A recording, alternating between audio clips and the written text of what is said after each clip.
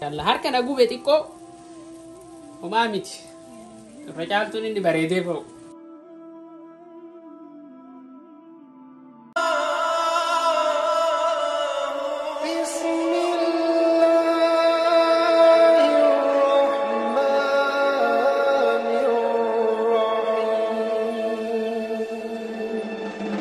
Assalamu alaikum warahmatullahi wabarakatuh. Akkam naga jirtu fayyaa keessanii maatii molaa barru hundi keessanuu bakka jirtanitti nagaa hiraaf manni isinirra haa jiraatu isiniin jenna.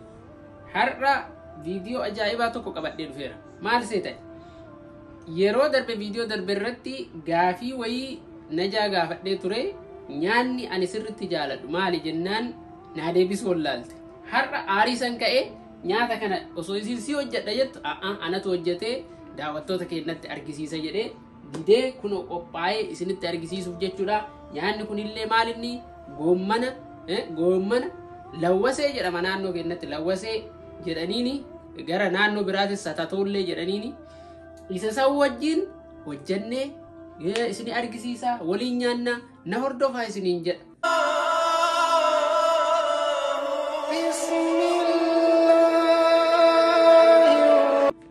Asitti waan adda addaa qopheeffadheera.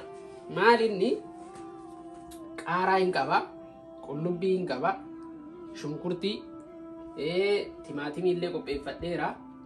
Asitti qimamiiwwan adda addaati kuni wannaadha. Black pepper, sookidda yookaan ashaboo, daakuu qullubbiiti. Asitti immoo daakuu ginjibilaati. Zayitii illee hin qaba. Kaarotii illee haami'eessuu fi kaarotiin hin bareechisa bifallee isallee itti goona jechuudha. Akkasuma goommana illee kunoo akkuma argitan cicciradhee asii qopheeffadheera. Kanaaf nu hordofaa waliin hojjannaa. Warri haarawaa taatan immoo share, like, subscribe gochuun dagatinaa isiniin jedha. Nu waliin tura. Amma goommana keenya dhiqannaa. Goommana erga dhiqannee booda irra kaa'annaa. Ibiddarra keennee hagasii immoo shunkurtii, timaatimii wantoota nu barbaachisan qonnaa godhanna jechuudha. Kukkutannaa. Goommana yoo dhiqan bareeda maaliifi harka jedha waan ta'eef baay'ee bareeda dhiquuni. Bishaan itti naqannee ani yoo maashina kana fayyadama. Kamana ijaan duraan fayyadamtu na fakkaate argeetuma fuudhee isin harkaallee waan biraatillee dhiquu dandeettu.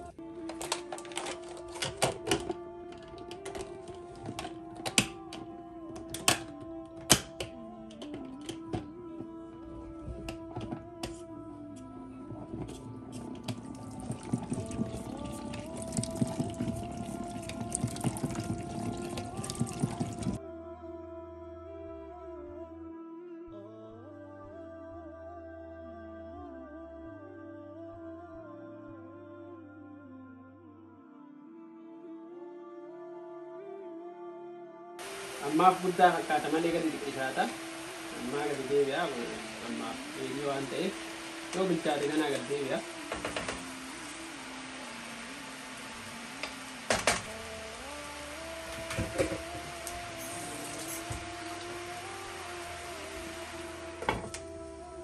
Ayyee amma agasii qullubbii, timaatimii fi shunkurtii kenna kukkutannaa jechuudha.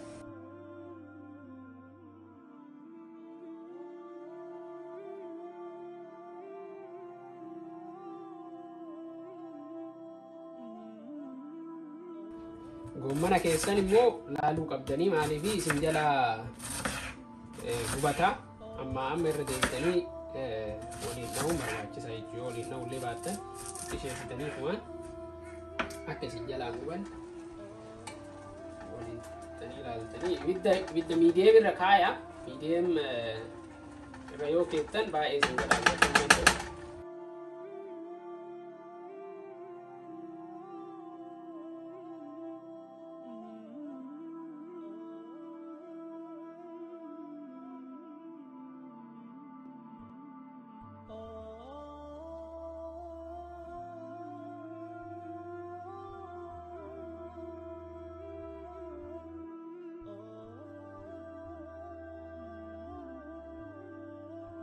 Ayyee amma maal goonaa kaarotii itti goona. Kaarotii fi shunkurtii itti goona jechuudha.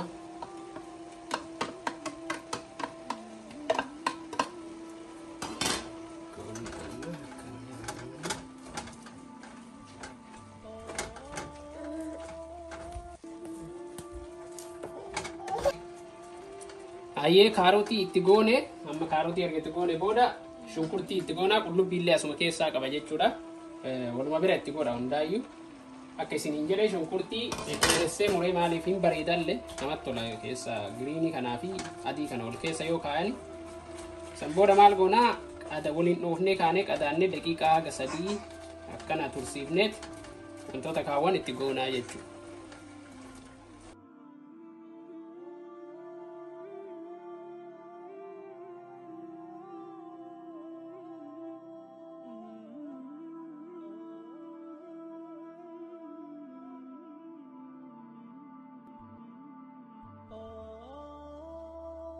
Ayyee amma maal daqiiqaa 3 kenna nu ga'e daqiiqaa 3 erga nu ga'e maal goonaa qimamiiwwan itti goonaa asitti kunoo gingibila hin jira daakuu isaati jechuudha.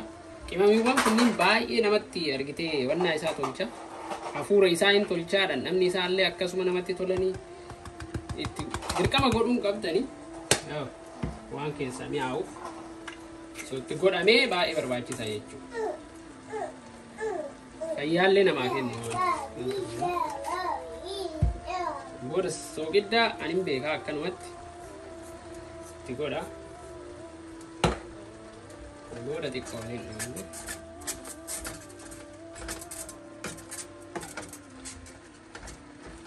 booda maal goonaa zayitii itti godhan zayitii kenna haga barbaan haga nuutaa jenne laallee haga guddina goommana kennaati itti godhanna jechuudha.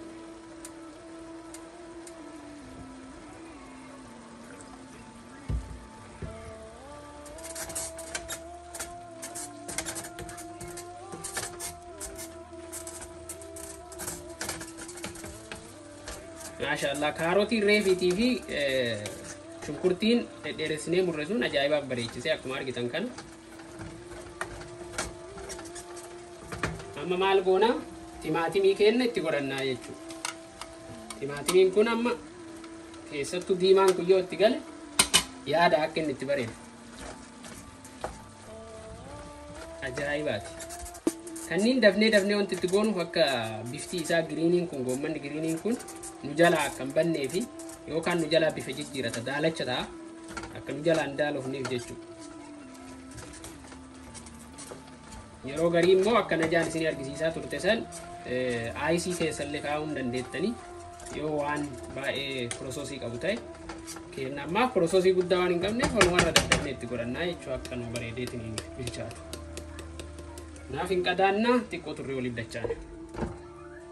Ayyee amma qaaraa keenya kukkutannaa qaaraa maalinni qaaraa firee keessaa yaafne wanti keessaa yaafneef haasirri nama gubduu fi yookiin argitee yoo qonnaa ta'ee yoo fireen isaa keessaa yaa'e baay'ee nama gubu qoola bichaa ta'a waan ta'eef kanaaf qaaraa keenya firee osoma keessaa yaafne akkasitti fayyadamna. Isin immoo akka barbaaddanii itti fayyadamuu dandeettan jechuudha. Baay'ee dirqamaa miti akka amma ni godhu kuni argitan qaaraan keenya kunooti kanallee akkasumatti kukkunnaa jechuudha. Ayyee kunoo akkuma argitan maashaallah hin bareeda bifti isaatu akka ajaa'ibaa bareeda. Goommanni fayyaallee namaa kenna biyya keenyatti illee baay'ee namni hin jaalata. Irra caalaa yeroo gannaa fa'aa nyaatama biyya keenyatti waan yeroo san ga'uuf amma qonna barbaree qonna eenyu keenya itti goona black pepperidha kuni. Black pepperiin kun immoo baay'ee filatamaadha. Fayyaa namaatiif illee gaarii. Isa san haga barbaannu itti godhannaa jechuudha. Dhumarra wanti itti godheef teestii bareeda waan qabuuf akka keessaan jalaa hin bannee fi teestiin isaa sun akkasuma immoo fooliin isaallee baay'ee bareeda. Keessaa dhabuun nyaata kamuu keessaayyuu dhabuun silaa gaarii miti yoo danda'ame jechuudha. Dirqama immoo isin itti godhuu isin hin barbaachisu. Maal goonaa amma kana qadaannee haga inni nu bilchaatu gara lawwasee yookaan immoo satatoo keenya godhuutitti ceenaa jechuudha. Ayyee amma kunoo goommanni kiyyallee gaheera baay'ee akka argitan kana bareeda ta'eera. Amma maal goonaa qaaraa keenya itti goona. Qaaraa keenya qaaraa dhumarra wanti itti godhamuu fi nama haa gubu yookaan hin bilchaataa yoo bilchaate immoo nama hin gubu jechuudha. Yoo nama hin gubne immoo appitaayitii nama hin banu. Kanaaf qaaraa itti godhuun faayidaa hin qabu eega nama hin gubne. Kanaaf qaaraa itti goona. No, akkuma argitan kana goommanni keenya baay'ee bareeda. Gammasnee ilaalla.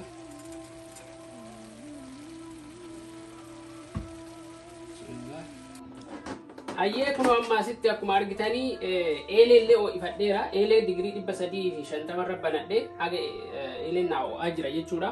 Kanaaf amma asitti kana anaa miti ka tolchee najaadha. Najatu tolchee maal qabaa daakuu daabboo hin qabaa aannan killee akkasuma immoo beeking powderiis ni qaba. Deebi'ee kaameraallee akka xiqqoo kufnu jedhuuf isallee hin qaba jechuudha. Kanaaf amma kana goona jechuudha. Dawwasee yookaan satatoo jedhan san isa hojjanna jechuudha. Maal akka fakkaatu walumaan laallaan waliin tura. Ayyee eeleen keenya amma oo'eera. Erga nu oo'e maal goona ridduu jedhaniin biyya keessa ridduu ridduu tanaan irriina maal goona amma itti gadi buufna haga barbaannu namni gariin biyyatti ani ka beekuun harkaan akkana irra rigan akka itti rigan ani hin beeku nama gubaa ofii ani hin beeku nama gubaa ofii isaan akkanatti harkaan riganii ani immoo san gochuu hin danda'u na guba waan ta'eef eelee mafuunee akkana irra tolchina jechuudha. Sheeppiin isaa yoo ta'e natti hin kolfina akkanatti kana irra gadi buuseeti meen hojjataa kaan ilaalla yoo ta'uu dide natti hin kolfina sheeppiin isaa yoo gadi hin kolfina kanaaf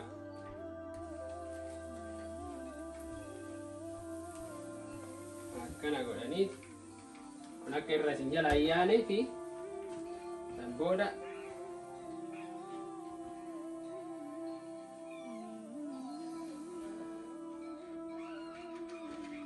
maashaallah sheeppii ajaa'ibaa ta'e san booda hin eeyinaa xiqqoo akka buddeenaati miti yaa xiqqoo haa gireenuu tamaa fe'innee san booda itti qadaannaa jechuudha ajaa'ibaa ta'e maashaallah.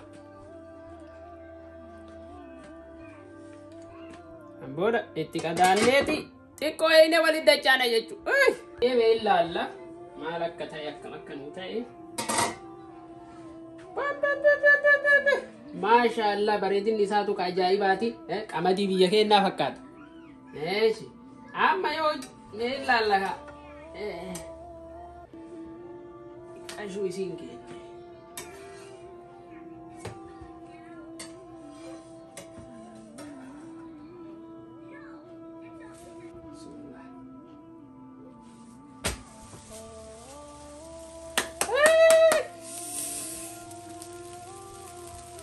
Maashaallah maashaallah maashaallah harka na gube xiqqoo homaa miti irra caaltuun inni bareedee ba'u homaa miti ima nyaatten walit dachaan ayyee mee ilaallaa garri kun illee akka akkasin nu tolee kaani maashaallah bareedinni isaa ka ajaa'ibaati.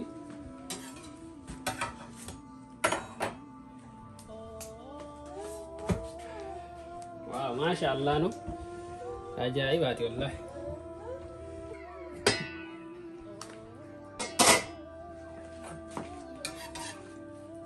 ما شاء الله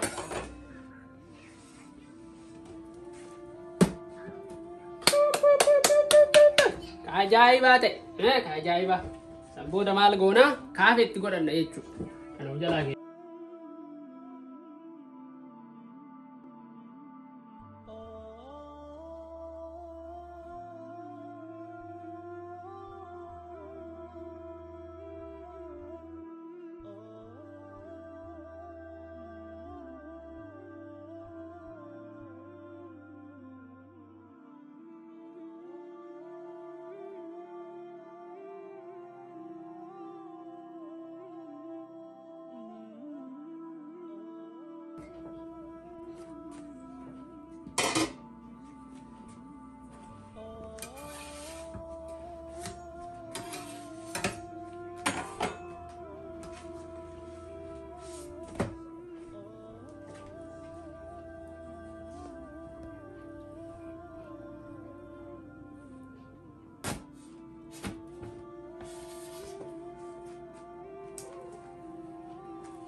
Ayyee amma kun kanas finnee maal goonaan qopheeffanna jechuudha.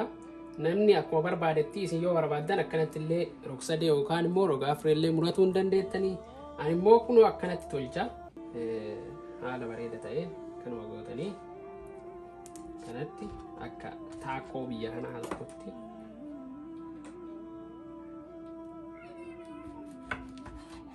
akkanatti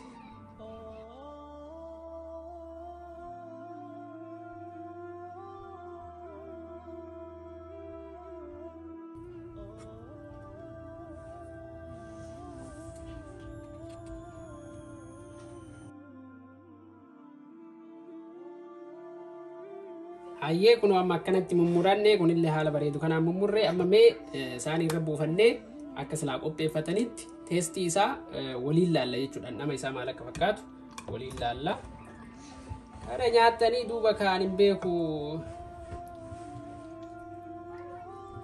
yoo hojjetan kiliiningii isaa eeganii har'a baay'ee of hin jenne iyyuu of jajuu ka qabu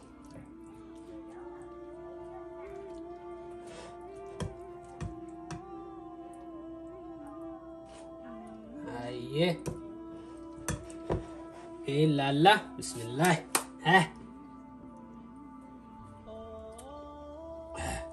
kana murtaniit akkuma dandeettaniin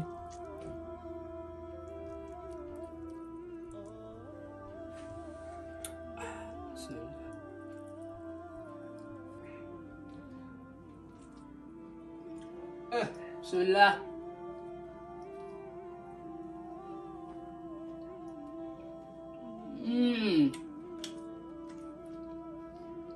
wallahi ajaa'ibaan ani waan kana beeki lafatti hin jaaladhu waan itti argu malee hin jaaladhu waan ta'eef ka ajaa'ibaati kunoo har'a akkuma argitan nyaata bareeda kana akkasi bareedu godhee ka gaafa duraa hin jaaladha jedhe san jechuudha nyaanni kun mana keessanitti teettanii waan kana godhatanii warri namni biyyaa dhuftan keessattuu ijoolleen baadiyyaa dhuftan waan kana sirritti beeytan jedhee abdii qaba nyaata akkaan mi'aawaa akkaan bareedaa akkaan fayyaallee namaa kennu argite giriinidha waan ta'eef nyaata bareedaa mana keessanitti hojjetadhaa nyaadhaa koomentii jalatti immoo yaada keessan barreessaa akkam akka hojjedhu wanti balleessoo jiraate barreessaa isiniin jennaa viidiyoolee biraatiin hanga walitti deebinutti isin immoo like share subscribe gochuun hin dagatinaa bakka jirtanitti nagaa fi raafman isin waliin haa jiraatu isiniin jennaa wassalaamu alaikum warahmatullaahi wabarakaatu.